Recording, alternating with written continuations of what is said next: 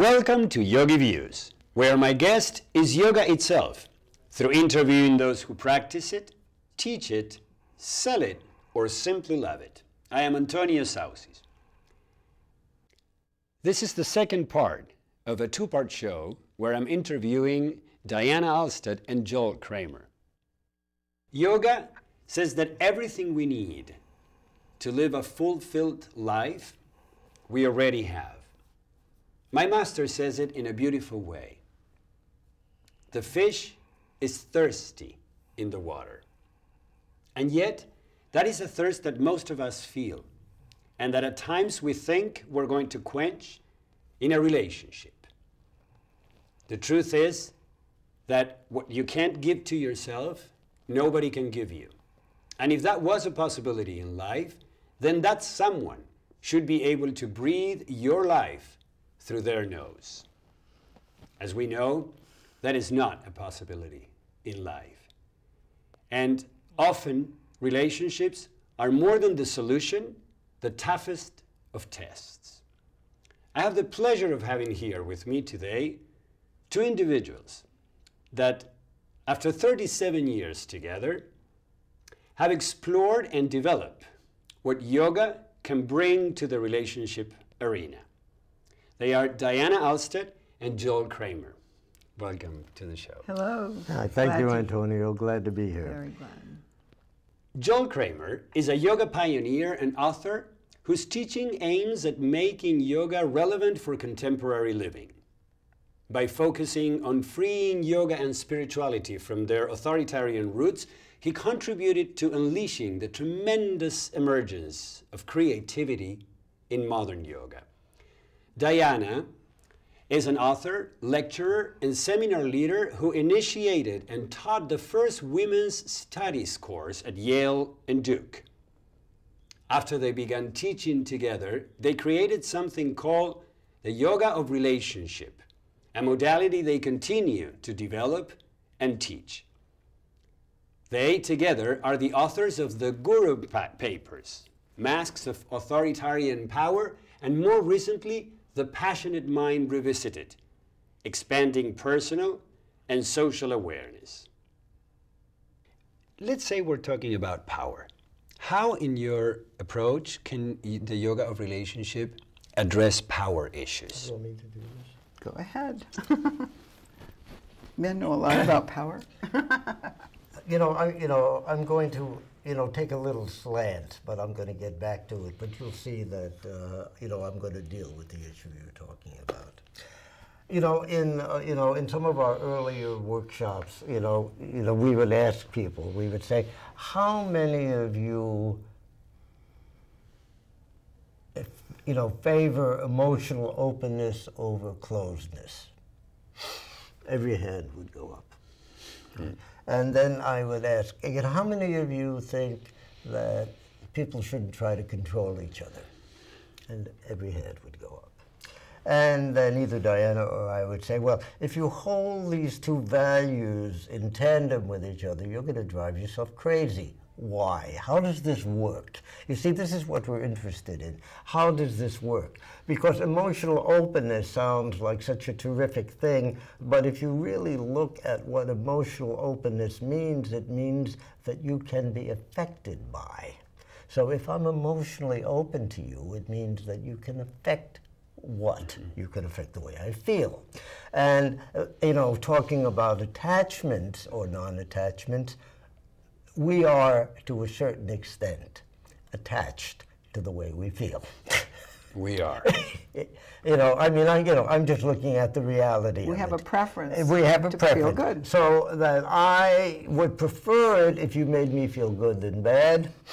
And as soon as I have that preference in me, either consciously or unconsciously, I try to arrange things so that'll happen. Mm-hmm. Well, that's where the tendrils of control come in, in one sense or other. And and we look at control as something that is just part of the human arc of experience. We're very controlling animals. We try to control our environment. We try to control our life, our health, the temperature. We try to control our children with various degrees of success.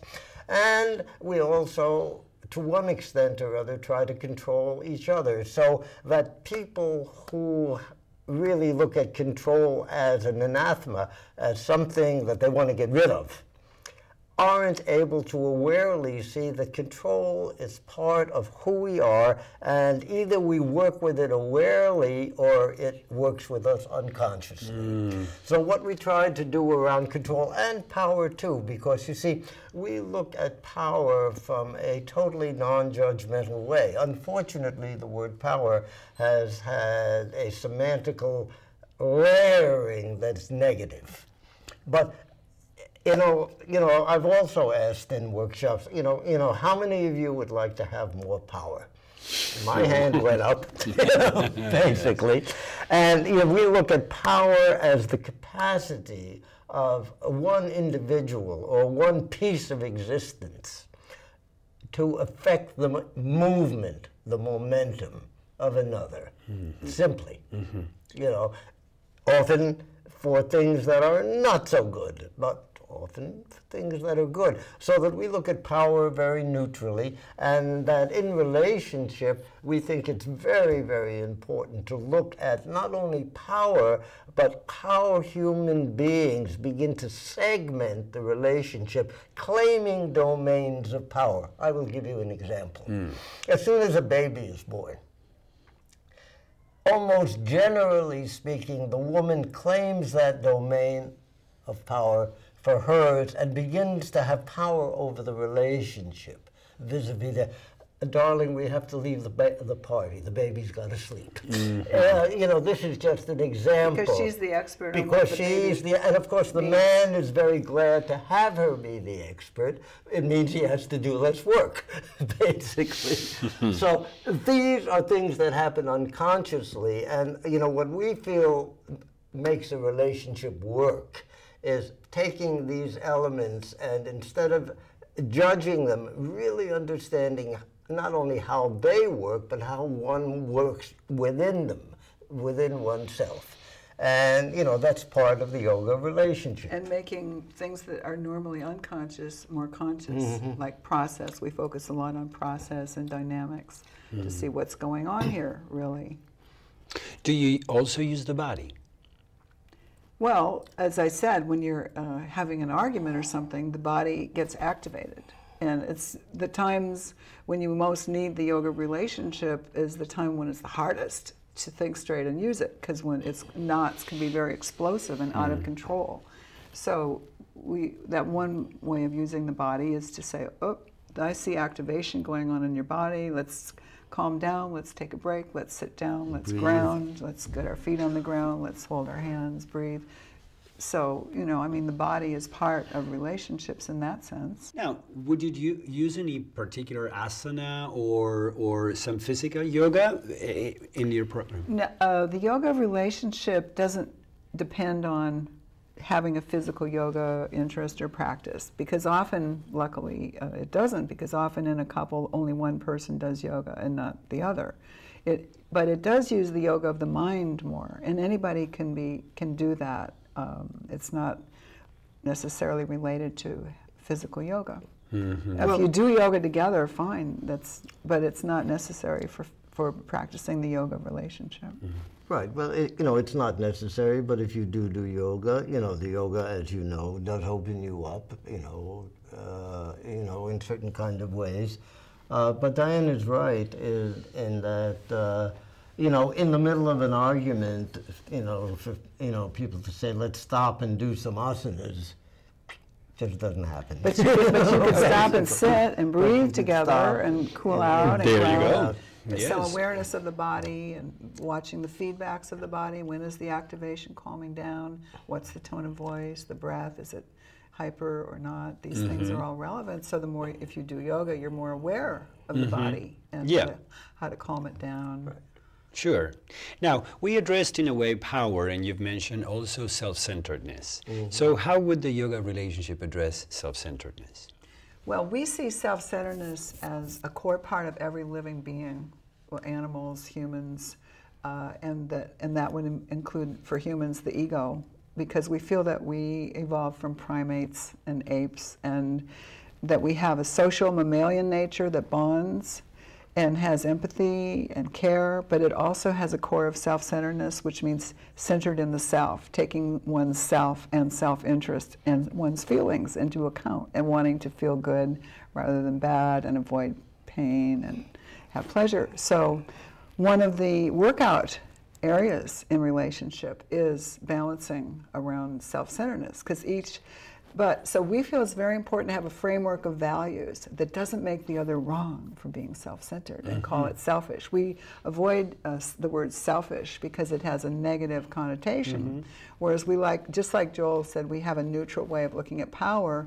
We try to look at control and self-centeredness also neutrally as attributes of us as social animals that need to be dealt with awarely and intelligently, and in ways that take others into account, as well as taking ourselves into account. So we feel that the ideal of unconditional love and selfless love is an authoritarian, unlivable ideal that actually sabotages relationships because it makes you wrong for taking yourself into account. And if you're going to have a relationship that's balancing and balanced, which is what helps keep passion alive over time, you need to be able to take yourself into account as well as the other person. So like in the old way of looking, measuring is frowned upon because that means you're being petty, and we say, hey, no, measuring is feedback that one person is feeling a little bit ripped off or starting to lose trust, that the other one maybe is doing less work or using them or taking advantage of them. So we look at these things that are considered negative, like anger, jealousy, mistrust, measuring, as feedback that there's an imbalance that needs to be looked at and gone into. Because if one person feels there's a problem, there's a problem. Yeah. So you see, we work a lot with looking at the mental frameworks, because we feel if your frameworks are reactive and anti-control, anti-possessiveness, anti-ego, anti-self-centeredness, this is a recipe for a disaster in a relationship. You need guidelines that are more inclusive and holistic and open to both people. Now, perhaps in this way,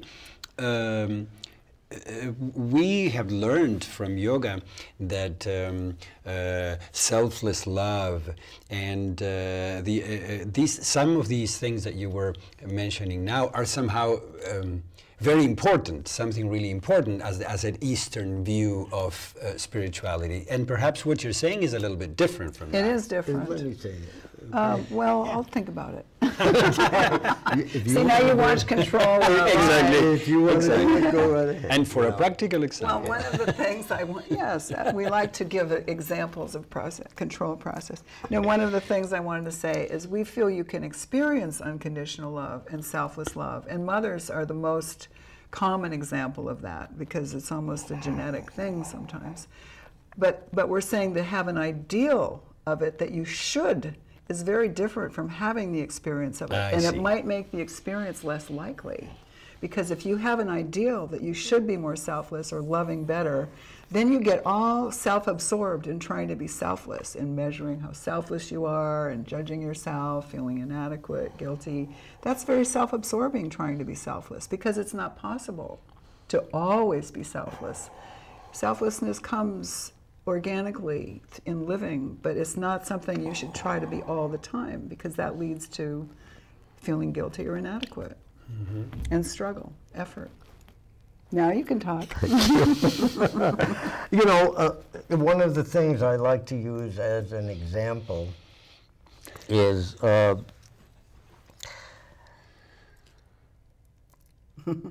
That's how control can be fun. It can be fun. Yes. There's a lot of humor there. if,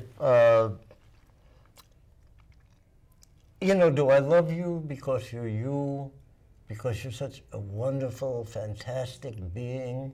Or do I love you because you arouse emotions in me that I like? And, you know, the problem with selfless love is you're not supposed to get anything out of it. It's all supposed to be one way. The ideal of it. The ideal of it. But it really doesn't work this way, because both of these are true. I love you because you're you, and I love you because you give me. You make me feel well. That's right. And I also say that if doing good didn't feel good, there'd be a whole lot less of it. And and that people tend to polarize self-centeredness from altruism, and to us they're not polarized. They're embedded in each other. They are interwoven or entangled in a very real way, which gets into something that I wanted to just mention in passing, is that I feel that each and every one of us, each human being, is to use the word trapped, maybe an exaggeration, maybe not, is trapped in the limitations of our own personal experience. That's all we know. Yes. Right.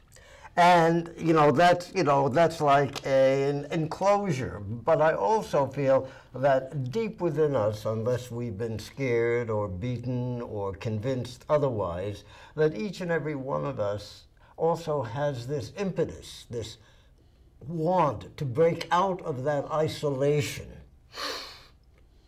and connect, because we feel we're fundamentally social animals. And this whole business of, getting to know yourself by going off on a mountain and going and looking inward and stuff like that, we don't feel you can get to know yourself in all dimensions, because part of getting to know yourself is getting to know how you operate in relationships. With others. That's part of it. And relationships act as feedback, in a very certain way. So that, what we're trying to do, among other things, is we're trying to collapse a lot of the polarities that people say, well, either you're altruistic or you're egotistic. Either you're this or you're that. Either you're competitive or you're cooperative. But if you look at competition and cooperation, you see they're also embedded. Teams cooperate to win. They are entangled, and it's the awareness that sees the nature of the entanglement and how one can work with that, because you can never totally separate them and make them opposites, because the ordinary spiritual trip that I got coming from the East is that spirituality is like a you move up a plane, so that the more altruistic you are, the less egotistic you are. And you're moving, up a continuum, as it were, until you finally reach that point where, you have no more ego, and then you are so-called enlightened. We don't think it works that way. That's not our view of spirituality. That's not our view of spirituality at all. Our view of spirituality is quite different. We don't look at it as a possession that a human being can accumulate. Or an attribute. Or an attribute. We look at that old model as part of an accumulation mentality. How I can accumulate spirituality through denial, through practice, through renouncing, through things like that. And we don't feel spirituality is accumulative. And we feel spirituality is something you can connect with in that moment, whether it's connecting in a very real way with another human being, or connecting, with a larger cosmos that you can begin to feel in your body. And that sense of connection, although it can transform you, is nothing you can possess. And that part of the problem is that once that happens, people begin to build self-images of, I possess that. I'm spiritual. I have compassion. Right. I have... Right. It's, Yes. I see. I am humble. I'm humble. Finally achieved humility. It was so hard.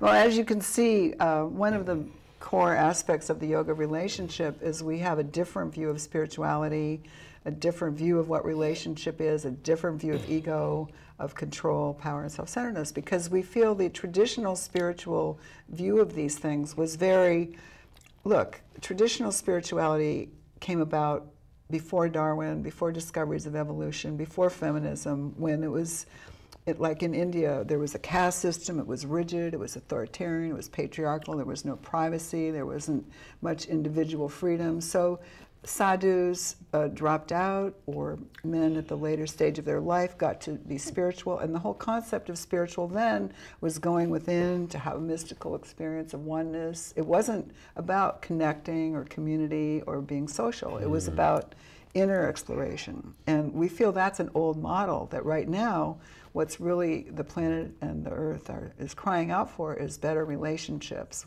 between people and the earth, that our very survival it's in question, and that the old model of spirituality, we feel, isn't viable for helping in relationships, because it has a negative attitude toward ego, self-centeredness, mutual love that takes both.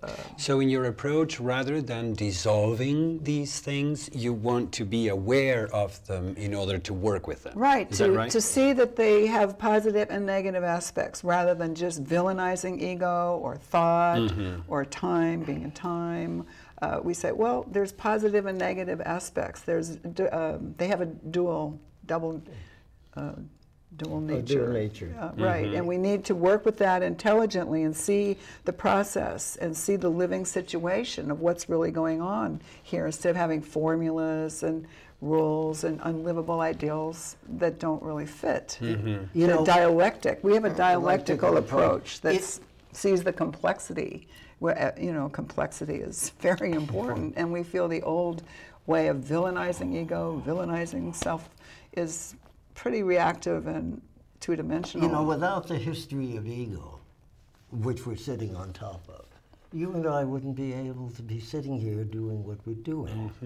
Or televising it. Or televising it, or things like that, because it's out of a competition which we look at as one of the parameters of evolution, which uses competition as a honing mechanism, basically. Yes. You know, without competition, we wouldn't know anything about the double helix. We wouldn't know so many of the things that allow us. So that we're looking at it from our point of view, from a more holistic perspective. So it's not a question of ego or non-ego. It's a question of how aware you are and how they're utilized. We don't say competition's bad and cooperation's good. We say they're interrelated. They must interact. It's complex. You have to look at the situation. If you were to define what is the core aspect of yoga that you use for the yoga of relationship? And you've named a few that I could name, but I want to hear from you. If you were to say one of them which is the most important, what would it be?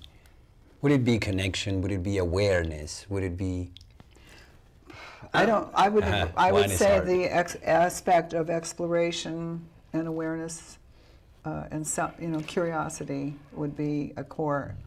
Truth seeking. That would be a core aspect of it. Well, and I would say that what yoga is for me, it is a process. It's not an end.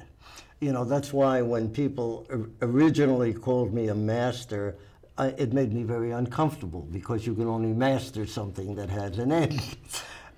And, you know, yoga has, it's a process. And it's a process that I think is a process of honing your awareness, so that your awareness, instead of becoming narrow or, you know, identity driven, as you know, so many people's awarenesses are, it begins to expand and become more inclusive, you know. And I think that yoga is a process for me that involves not only the physical or the relational, but also the mental and things like that. It's intertwined, that allows awareness to expand, basically. So is the inclusiveness, is the yuh aspect of yoga, is the yoke, is the very, very very translation of the Sanskrit root of it, the integration. That's right. And, you know, and that's what we've been trying to do. We haven't been,